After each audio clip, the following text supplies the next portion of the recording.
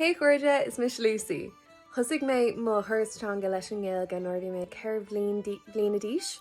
Bhí deise go freistal ar Gaelscoil agus ar bhanscoil agus tá mé cóbuí sin. Freisin bhain mé scoláireachtaí amach I gláiste isce, so bhíon deise go freistal ar an áit álann sin chuma. Agus daibh mé sin mar uir cinnera agus mar bhúntúir nóra osménius. Freisin rinne mé staidir an Gaeilge in Oscail Vanúid agus bhí mé an fuirteach leis an Gaelchultúr chumá, agus sin áitir bhfuil mé le mud lú chuirde dar bhanam na Gaelgáils, beidir tá aithna agah urin.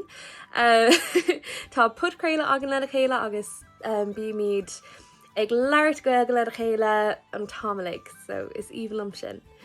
Freisin rinne mé chuirsa le Gaelchultúr I fis hain, rinne mé ordrang a hain agus bfuil mé an soltas chairg sé go mór am chuid gramadí agus deile mé nachhanna cainte nua agus bfuil mé an soltas chaim mé rá, bhrálam ceán eile a dhéanamh go lua, nílam go thomlan cínte cin ceán, beidir an ceán céine a ríis mar athrítar an curriculum go réalta, so beidir déanhí mé an ceán céine a ríis, déanhí mé an scrúdú ar an Steve Idirlína agus feici mé cén leibhéil atá manis.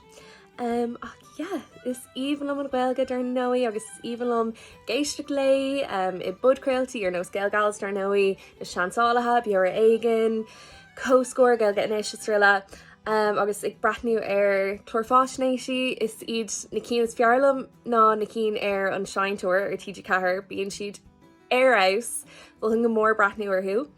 Agus is íbhalm a bheith á leirt agus tasúlagam go néonhí sibh chuircin cín leabhar go Gaeilge ar bhealach aigen. Slán!